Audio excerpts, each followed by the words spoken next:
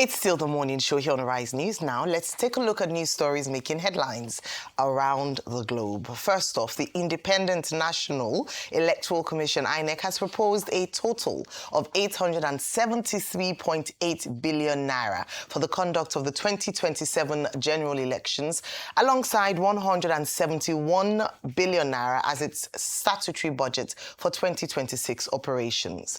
INEC Chairman Josh Amupiton revealed this while defending the Commission's 2026 budget and presenting the proposed estimates for conducting the 2027 general elections.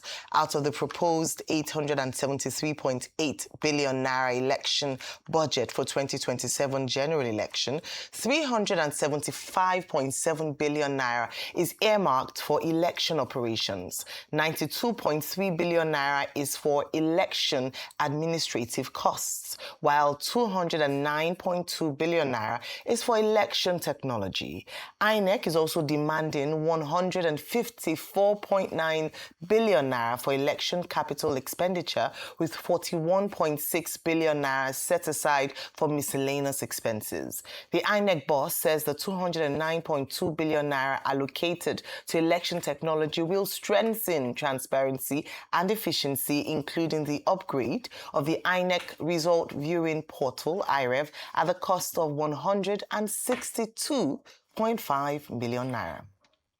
The budget from the summary page is divided into four main heads.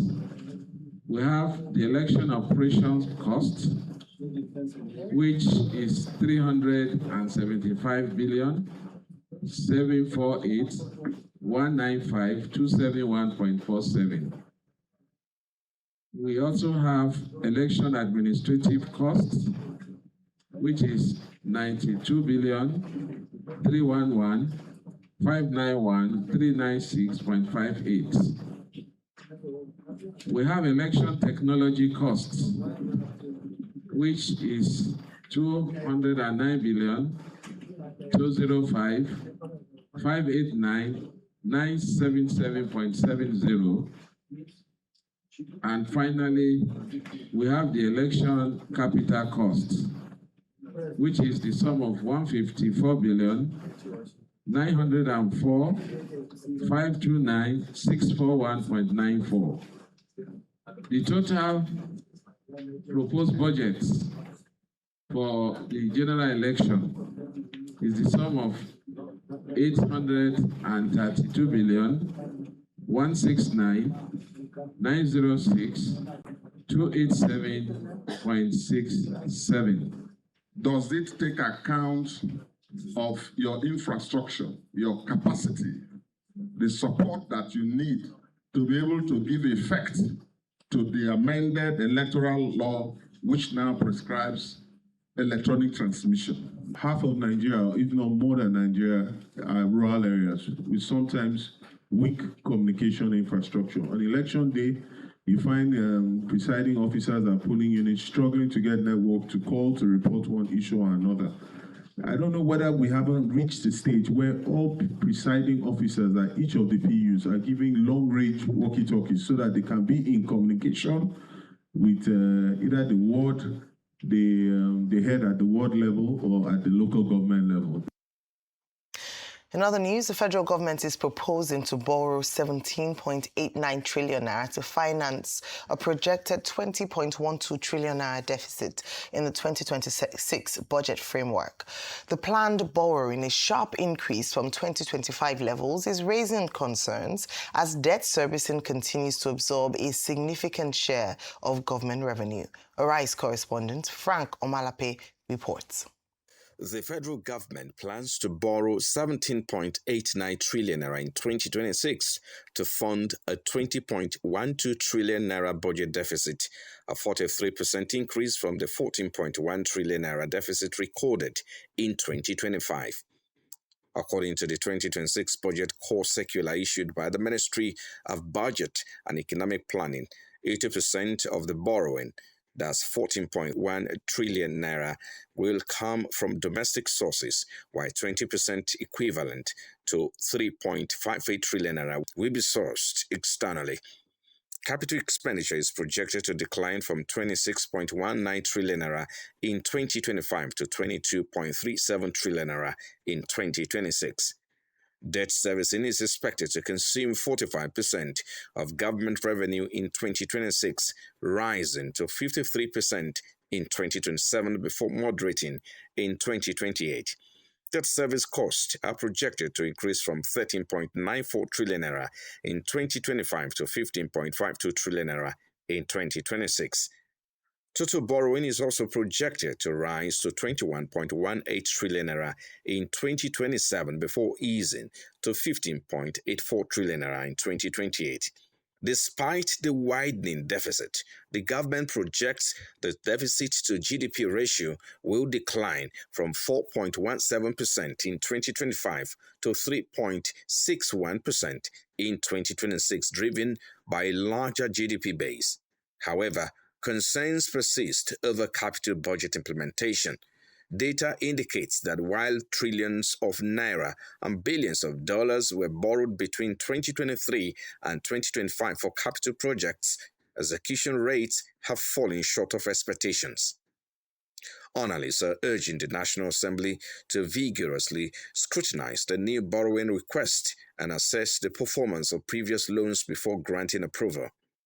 With debt servicing rising and capital spending declining, questions remain over whether increased borrowing will translate into tangible infrastructure and economic growth or further strain Nigeria's fiscal position.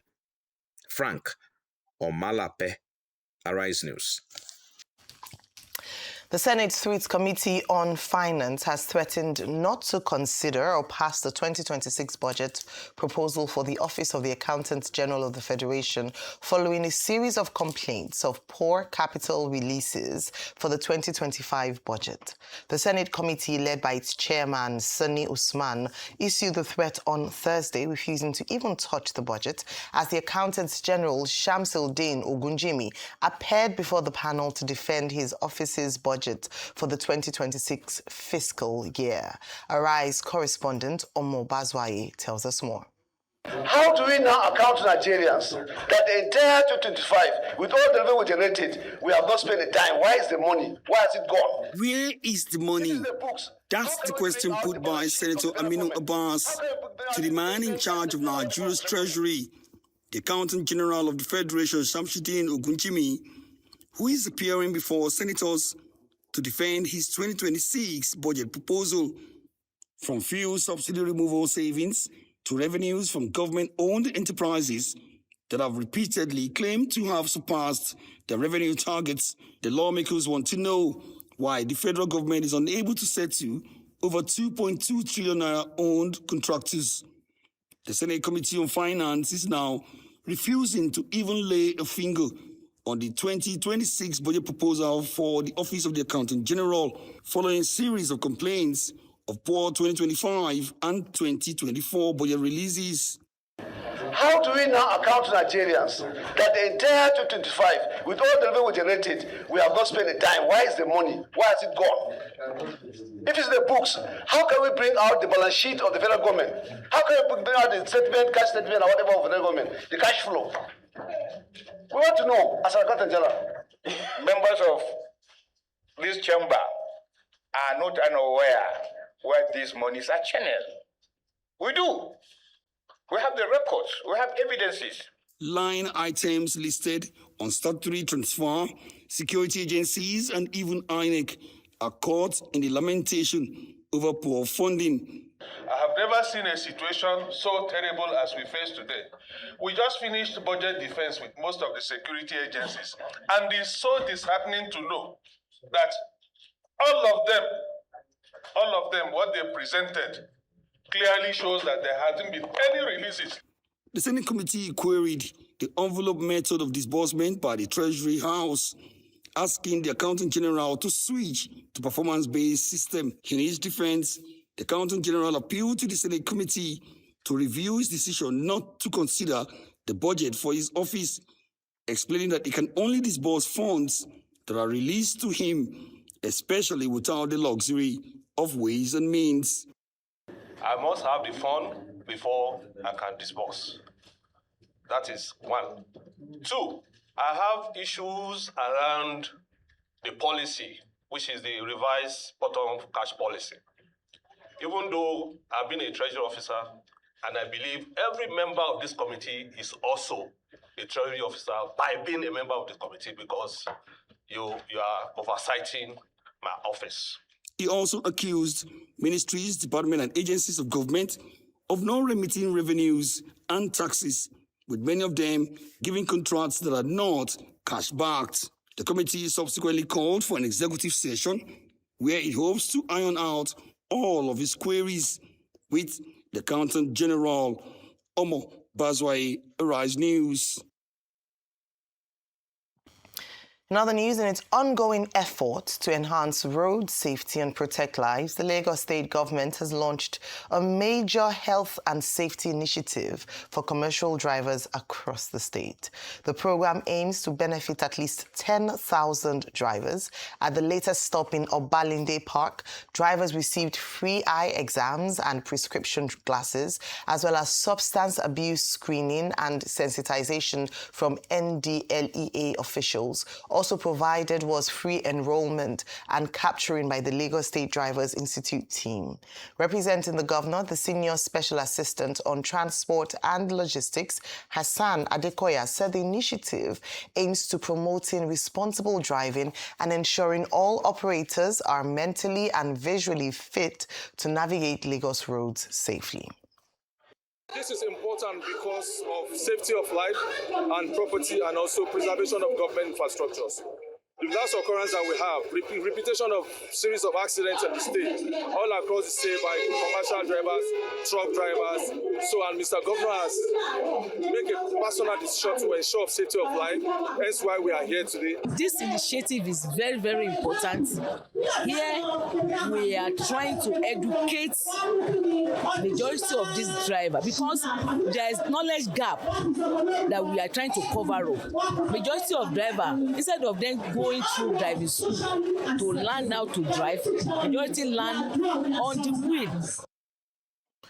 All right, well, good work there, Lagos State. We've often talked about recent accidents in Nigeria and how many of them could be preventable. So it's good to see the government of Lagos State being proactive. You know, it's going to provide free test eye screening, drugs, substance abuse sensitization, working in collaboration with the NDLA. But the big stories this morning, Rufai, are the stories around the budget defense. Accountant General of the Federation under fire, if I put it that way. And then, of course, INEC in the spotlight. Your take on these stories? A couple of things. Well, if they can turn off the headset so I cannot hear the feedback. I'll be waiting on them to do that. Very good. Thank you.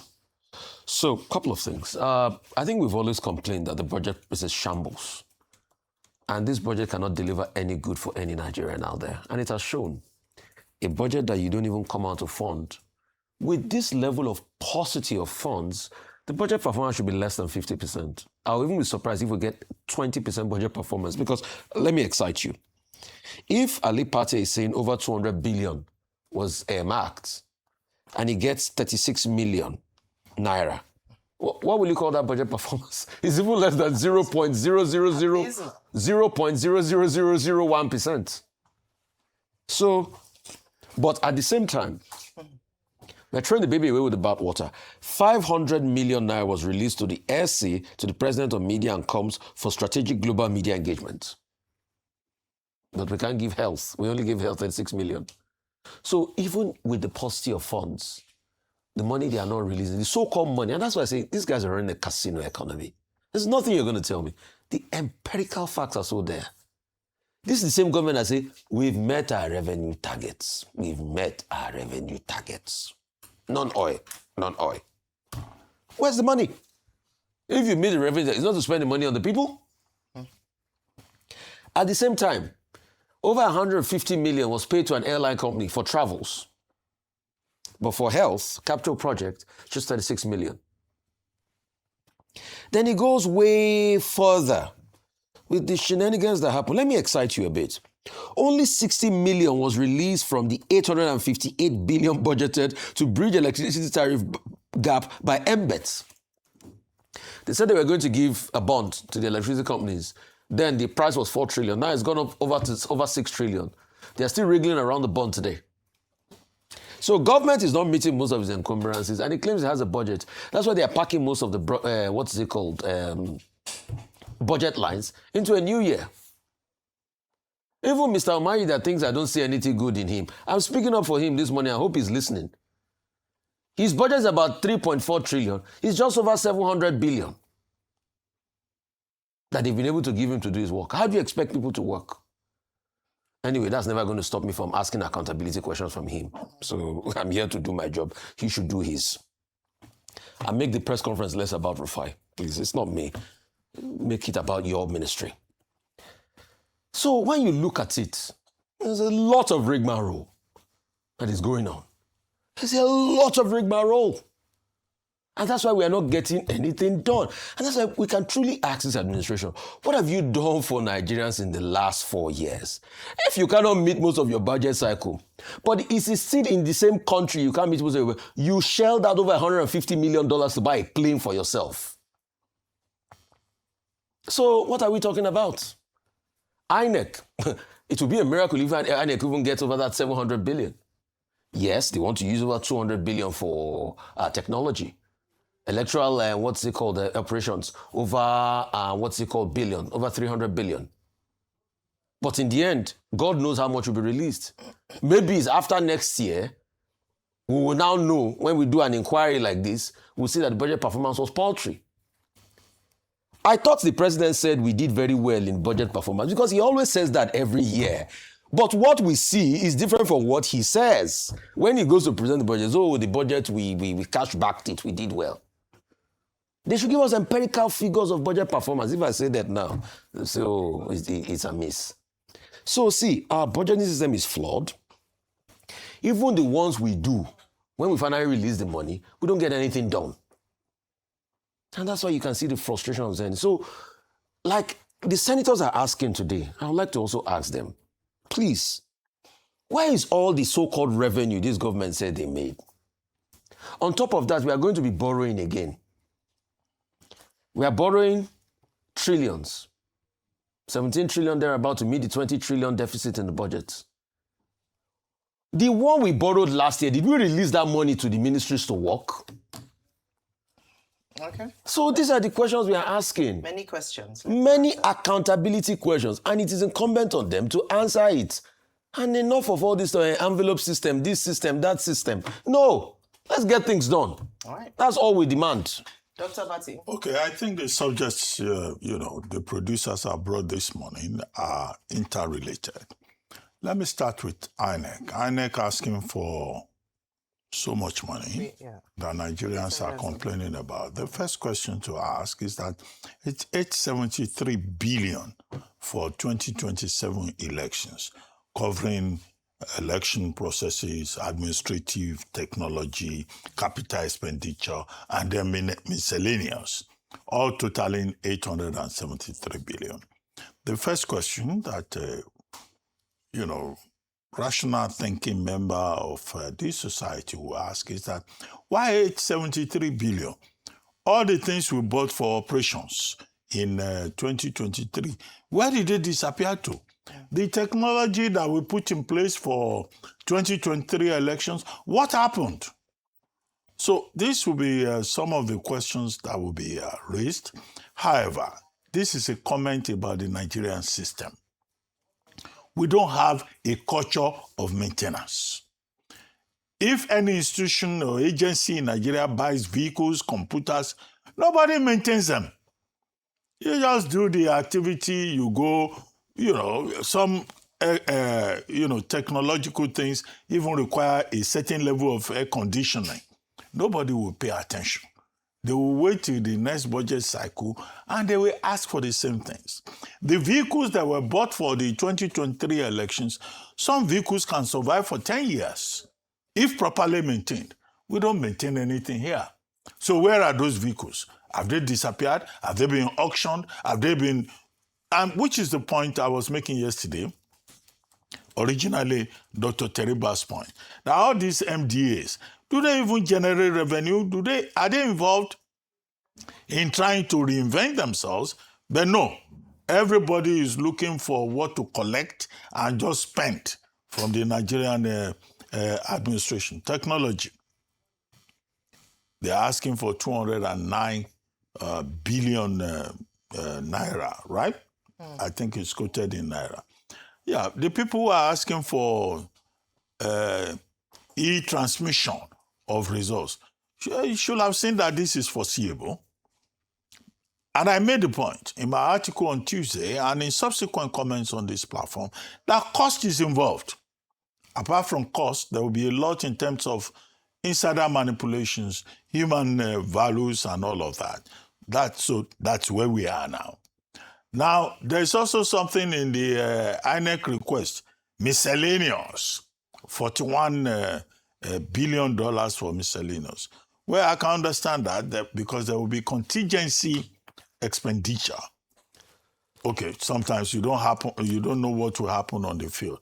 But the bigger issue in terms of all of this is, will it be cash backed? Which will lead me quickly to another subject. But the most sensational thing that happened with Professor Amukpiton's presentation yesterday has to do with the fact that INEC is even now saying it will set up INEC hospitals in Abuja, 2 INEC hospitals that will also incur cost. And Senator Ishiomole, stood up. This situation may have been humorous, but I think it was very correct in saying, no, INEC should focus on its core mandate. INEC can set up clinics in case there are events in, any of the states. In fact, INEC should be talking about buying ambulances in case some people have made away with the ambulances that were bought in 2023. What is this noise? Can these people in this thing do their job? Now, so you see, so they can buy ambulances in case there are emergencies. But to say you want to set up hospital, I think that Senator Oshiomhole is very right in that regard. So what we're dealing with basically is contradictions. The other point that I left will take us immediately to the testimony by the Accountant General of the Federation. And the issue is that, look, we have all these contractors, we have these agencies. We say we have made 28 trillion naira in terms of revenue, and yet capital votes are not cash backed. The Ministry of Health gets in 2025 just about 36 million out of about over 300 billion. Primary agriculture in the Ministry of Agriculture is not funded, and yet we say, oh, we are making money. So where is the money going? The Accountant General, Dr. Ogunjimi, faced the panel, Senate Committee on Finance, and says, well, we can assure you that there is no ways and means. But all of these issues, it's only when we have money that we can cash back the MDAs. At the same time, the central bank governor is saying we have 50 billion, I think, in reserve, 46 point something, close to $50 billion. Why are we keeping money in foreign reserve and we cannot cash back and ensure performance? So the issue then, therefore, will be the envelope system that we have adopted since 2024. The envelope budgeting system that Nigeria has. Okay, even before 2024, I think under the Buhari government, we had the envelope system. So what is available is what is available, or what the people disbursing the funds say. No, we should have a performance-based budgeting system. And that is the main concern here. How do you say, you are now going to borrow trillions of naira? The other issues, they said they are going to sell assets. Mr. Wale Edun, the coordinating minister, had assured us before now that, borrowing is not the target. When he went to Davos, he said something about domestic borrowing, which the experts, economic analysts, have said is going to crowd out the private sector in terms of access to funds for economic growth. So there are many contradictions. I'm not an economist, but the people who are in that field, who are economists, have been questioning all of these details, and they've been saying, look, what is going on looks like voodoo economists on the part of the experts that are right there. Contractors are not paid. You say there is no money. You say we have 21 trillion revenue, and then you say we have 50 billion in foreign reserve. Is the foreign reserve more important than performance within the economy? These are the critical questions. As for Lagos State Security Safe Driving Initiative, I think it's a good idea. But they are limiting it to the ordinary, people, this motor park people. I believe that, in fact, many of the people who drive in Lagos are blind. I believe that many of them even have psychiatric problems. So it should not just be eyeglasses, giving them eyeglasses. They should begin to treat the mentality of the people who drive in Lagos. But, there are larger issues also about alcoholism in the driving sector. NDLA tried to address that. Some people said, sachet alcohol should be allowed and all of that. So this is the problem we have. And I guess it's a sign of our underdevelopment. And it's not only motor park touts that should be addressed. Even supposedly educated people also need eyeglasses so that they don't keep destroying our vehicles on the roads on a daily basis. Safety on the road is very important. And I think the basic point is to say that the Lagos State government focusing on it is taking the right direction. Absolutely. I think the Lagos State government, like I said earlier, has taken the step in the right direction and leading on this. And I hope that other states would also do the same, because we've talked about needless, preventable accidents have happened on the road. There are many stakeholders that would be involved in ensuring, more safety on our roads, including the agencies, FRSC, but also state governments can also take the initiative like this to extend these kinds of outreaches to drivers, especially drivers of publicly mass transit buses in particular, would be very important. But let me talk about, the biggest stories this morning around the defense budget and, as I said, the defending of the budgets of different agencies, ministries, and the likes. INEC was in the spotlight yesterday. Now, there are a few questions that some people might ask. If you want to compare at least the last major election cycle, how much was released from that, how much was expended, and ahead of the 2027 elections, how much is being requested for in the 2026 budget. In 2023, the budget or the amount spent was 313.4 billion naira, meaning that there's a 64.1% increase from that time to the 873.78 billion naira that was presented to Senate yesterday. Some questions that will be asked by those who are watching will be, why this huge jump from 2023 to 2027? That was responded to yesterday, and it's quite obvious. Number one, devaluation of the naira. Number two, inflation was taken into account. Number three as well was a significant boost in investment in technology and in capital projects. In fact, from the inference made by the INEC chairman, some of the capital projects that were listed in the 2023 budgets were not adequately provided for or were not all executed. Also, recall that in 2023, 2022 to 2023, we had a number of attacks on INEC infrastructure, INEC centers, and so some of their capital or their infrastructure or equipment must have gotten destroyed in the process. So there's a case for, number one, maintenance, number two, duplication of resources, especially when it's going to the same thing and funding the same thing year in, year out. But there's also a case for citizens' responsibility, whereby we see deliberate attacks on INEC equipment, buildings, costing the Nigerian people money. So these are some of the costs that we end up having to pay for later on with regards to that. But the unfortunate thing is that we have not yet been able to see the line item. We've just seen broad headlines and huge amounts of money allocated to these broad headlines. So the devil is in the detail in this regard. We need to see in terms of what is being paid for. Now, the other part I'd like to talk about is the considerable, over 200 billion being allocated to technology. And of course, we all know that to prosecute an election for over 200 million people, at least a percentage of that, the voting population, you would need resources. You would need a lot of money. But what Nigerians are asking for is value for money. There's no point expending huge amounts of money like we did in the last elections, 313 billion naira. And then at the end of the day, we still have so many litigation or election dispute cases that it almost seems as if the election executed or prosecuted by INEC was in vain. And so what the question is this morning is how INEC can translate these funds that they are requesting for, which might or might not be, fully funded, how they would assure Nigerians that based on these funds released, they would give us free, fair and credible elections. If you are going to invest a lot in technology, perhaps let's revisit the provisions of the election amendment bill of 2026.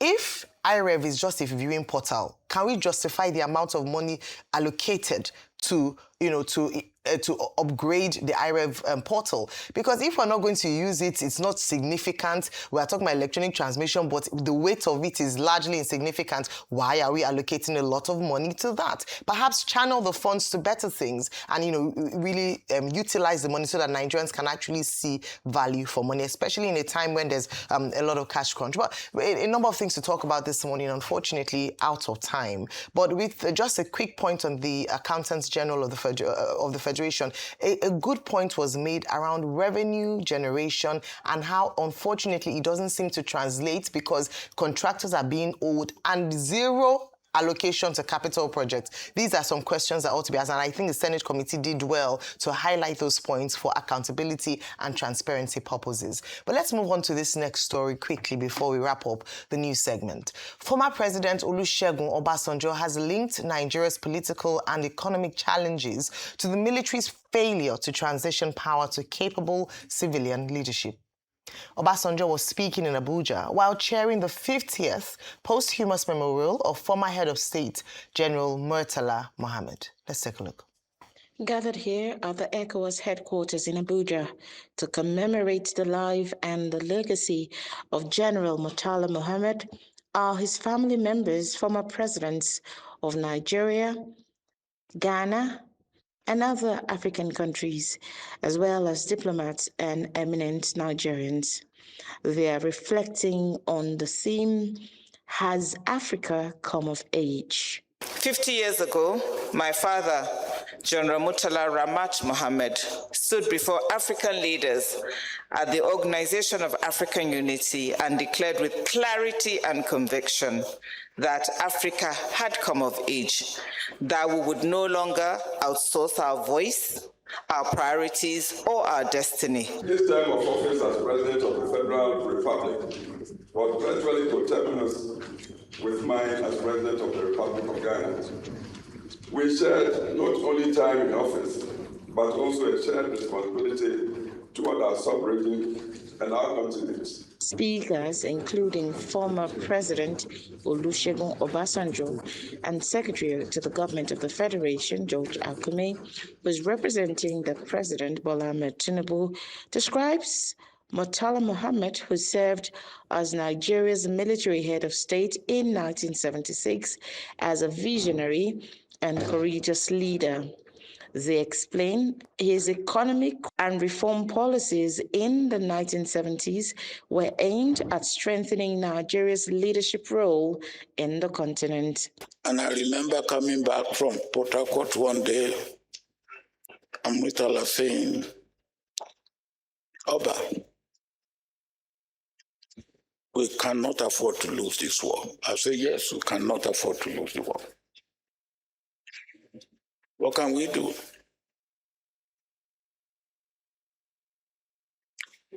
And he said, let us stop the war temporarily. Let us put our house in order at home. Democracy requires patience rather than a decrease.